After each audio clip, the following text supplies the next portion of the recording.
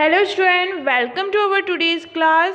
So student, as you know, we are reading our 10th chapter natural disasters and mitigation.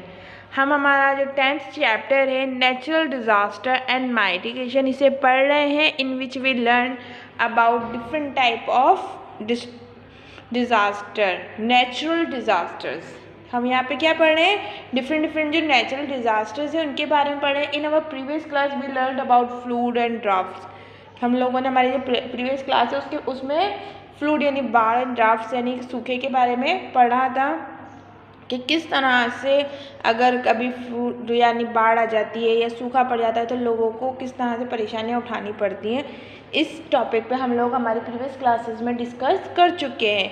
In today's class, we learned about another type of disaster, cyclone and earthquake. हम यहाँ पे earthquake, cyclone and landslide के बारे में पढ़ेंगे. So let's start. Cyclones. Cyclones का meaning होता है चक्रवात. Cyclones means चक्रवात. Cyclones occur due to the low pressure system toward which winds travel at great speed. Cyclone जो है लो प्रेशर सिस्टम की वजह से होता है जिनकी तरफ हवाएं जो है वो तेज़ स्पीड से आती हैं. लो प्रेशर सिस्टम मतलब जो प्रेशर होता है एयर का वो कम होता है और इस है ना ये हवा का जो प्रेशर होता है जिन जगहों पर वो कम होता है और उनकी तरफ हवाएं जो है बहुत ज़्यादा स्पीड से आती है. तब ऐसी कंडीशंस उन एरियाज़ में जब हवाएं बहुत स्पीड में आती हैं तो ऐसी कंडीशंस में क्या होता है, चक्रवात जो है या साइक्लोन जो है वो जो है बन जाता है. The coastal belts in India are prone to cyclone. और जो कोस्टल बेल्ट्स है इंडिया की वो चक्रवात के हमेशा शिकार बनती ही रहती है. These area experience a great difference between temperature and pressure. ये जो एरिया है यानी इंडिया का जो कोस्टल बेल्ट है या कोस्टल एरिया है ये एक्सपीरियंस करता है ग्रेट डिफरेंस बिटवीन. यहाँ पे जो है यहाँ का जो अगर हम क्लाइमेट की बात करते हैं तो यहाँ इस एरियाज़ में आप एक्सपीरियंस करेंगे ग्रेट डिफरेंस यानी एक बहुत बड़ा difference between temperature and pressure. Temperature और प्रेशर के बीच में pressure condition on land and सी.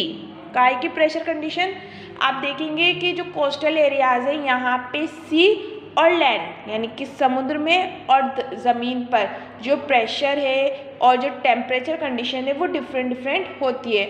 और यही एक रीज़न है जिसकी वजह से यहाँ पे साइक्लोन्स जो हैं वो बहुत ज़्यादा आते हैं. यहाँ पे क्या होता है, this area experience a great difference between temperature and pressure condition on land and sea. यहाँ पे ज़मीन एंड सी यानी समुद्र और जो ज़मीन है उनके बीच में टेम्परेचर और प्रेशर कंडीशन में बहुत बड़ा डिफरेंस देखने को मिलता है जिसकी वजह से साइक्लोन्स आते हैं. Near the coastal areas water level rise suddenly and lashes on to the land destroying building and crops. Near the coastal areas जो कोस्टल एरियाज़ हैं कोस्टल एरियाज़ के पास क्या होता है, water level rise. Water level जो है वो एकदम से बढ़ जाता है सडनली है ना, एकदम से अचानक से. तो जो वाटर लेवल है राइज सडनली अचानक से वो वाटर लेवल जो है वो बढ़ जाता है. And lashes on to the land destroying building and crops. और ज़मीन पर या लैंड की तरफ आ जाता है और वहाँ पर बिल्डिंग और क्रॉप्स को डिस्ट्रॉय कर देता है.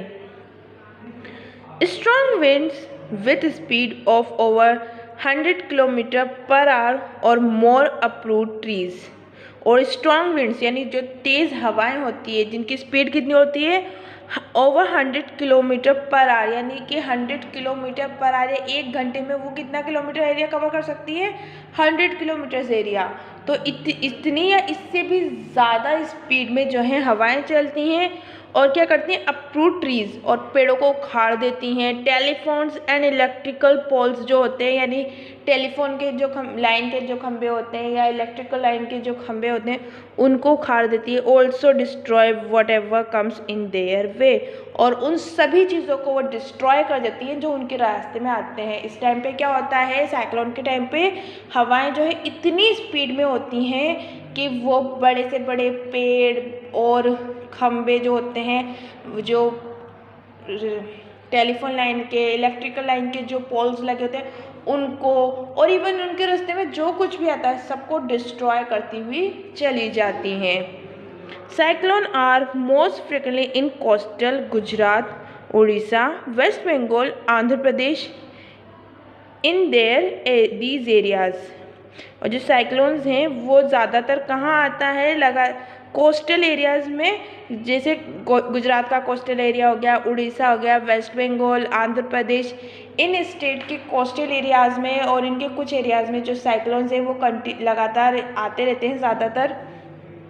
This have cause several damage to life and properties.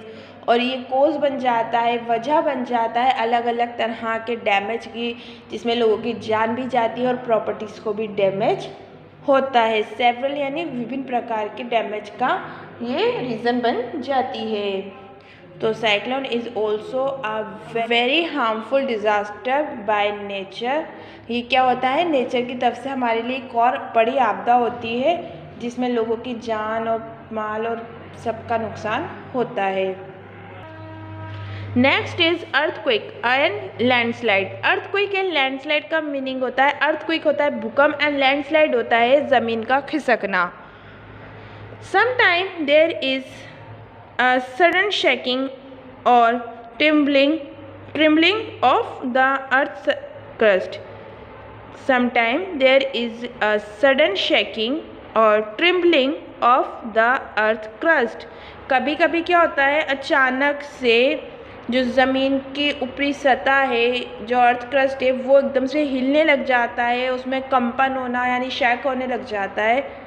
It is called earthquake. उसे क्या कहा जाता है, भूकंप कहा जाता है।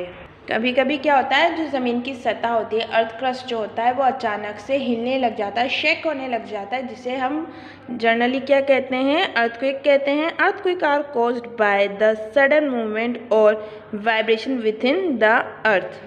Earthquake are caused by sudden movement और vibration with the earth. Earthquake किसकी वजह से होता है, जो ज़मीन के अंदर अचानक से मूवमेंट होना या वाइब्रेशन होना। वाइब्रेशन मीन्स होता है कंपन, शेकिंग। ओके, तो वाइब्रेशन होने लग जाता है या कोई मूवमेंट होता है ज़मीन के अंदर, जिसकी वजह से क्या होता है, अर्थक्वेक होता है। Earthquake of great intensity cause great damage. और अर्थक्वेक जितनी है ना ग्रेट इंटेंसिटी से होता है, यानी जितना तेज़ अर्थक्वेक होता है, जितना तेज़ भूकंप होता है, उतना ही ज़्यादा वो डैमेज करता है टू लाइफ एंड प्रॉपर्टीज़, जिंदगियों को और प्रॉपर्टीज़ को। जितना ज़्यादा ज़ोर से अर्थक्वेक होता है या जितना ज़्यादा भूकंप आता है, उतना ही वो डैमेज करता है।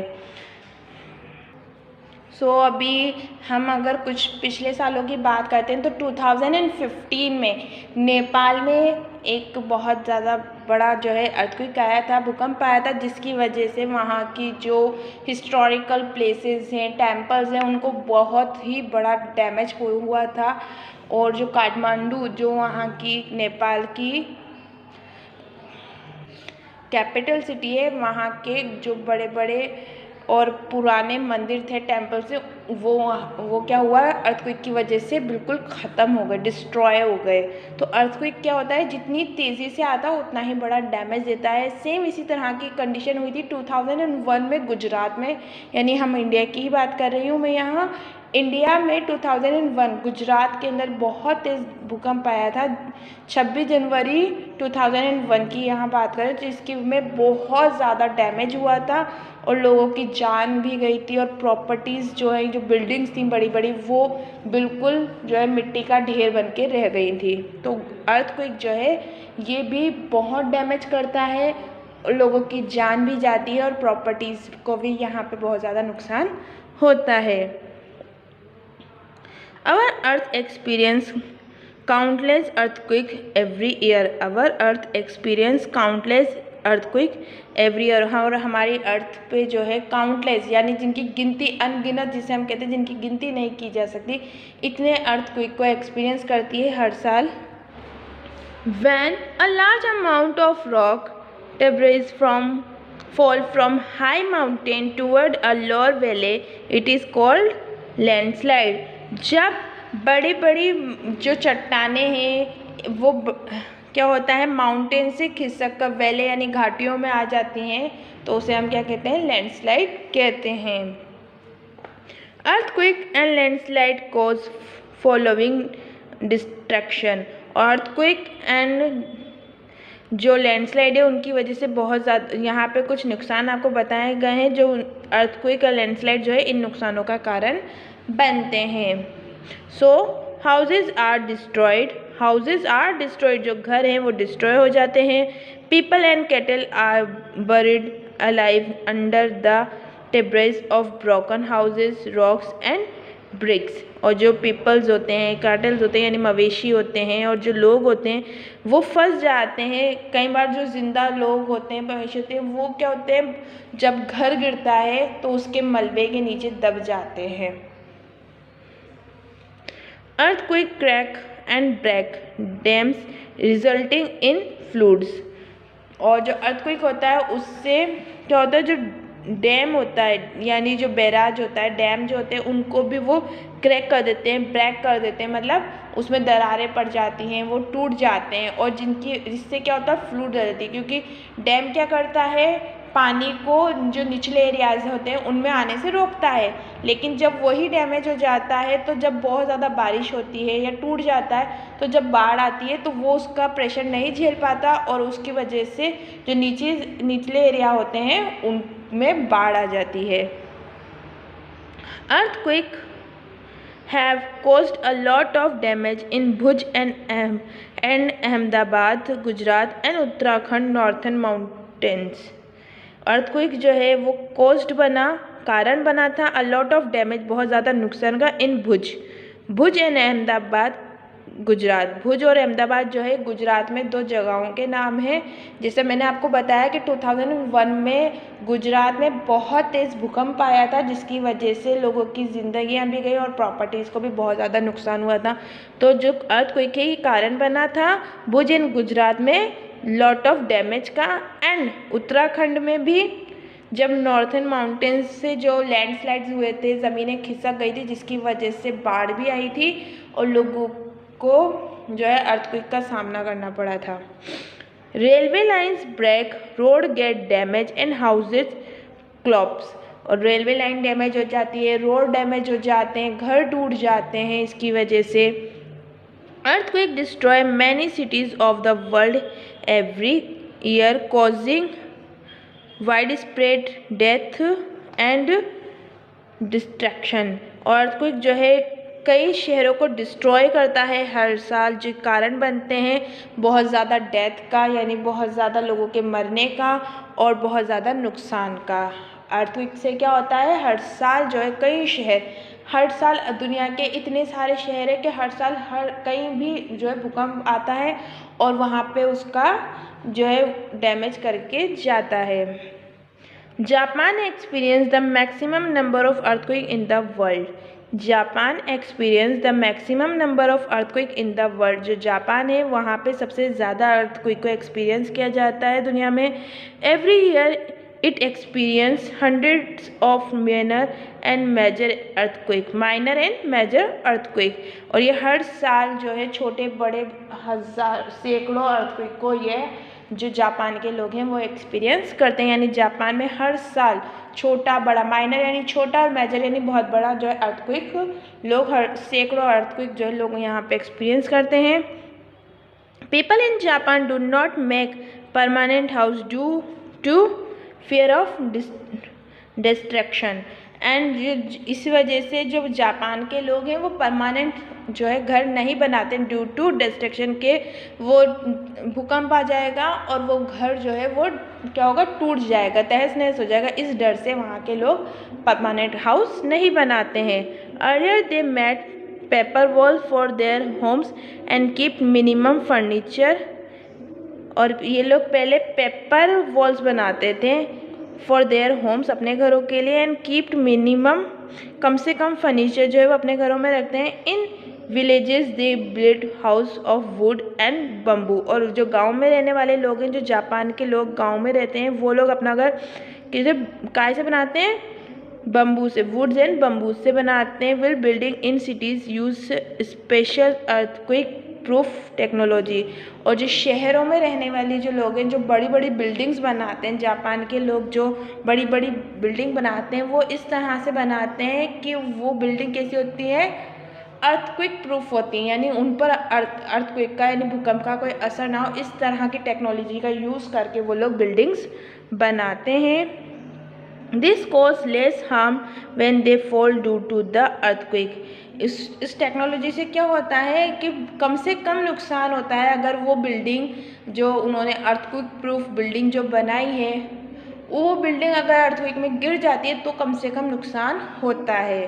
तो जापान में सबसे ज़्यादा अर्थक्वेक को एक्सपीरियंस किया जाता है और इसी वजह से वहाँ के लोग क्या करते हैं, परमानेंट हाउसेस नहीं बनाते हैं, वो पेपर वॉल्स बनाते हैं। और जो लोग गांव में रहते हैं वो लकड़ी का बैम्बू का यूज़ करते हैं अपना घर बनाने के लिए। और अगर शहरों की हम बात करते हैं तो शहरों में जो बिल्डिंग्स बनाई जाती है वो अर्थक्वेक प्रूफ टेक्नोलॉजी से बनाई जाती है। अगर फिर भी वो बिल्डिंग्स गिर जाती हैं तो कम से कम नुकसान होता है, वो इस तरह से तैयार की जाती है कि अगर वो अर्थक्वेक में गिर भी जाए तो कम से कम नुकसान हो। So student, that's all in today's class.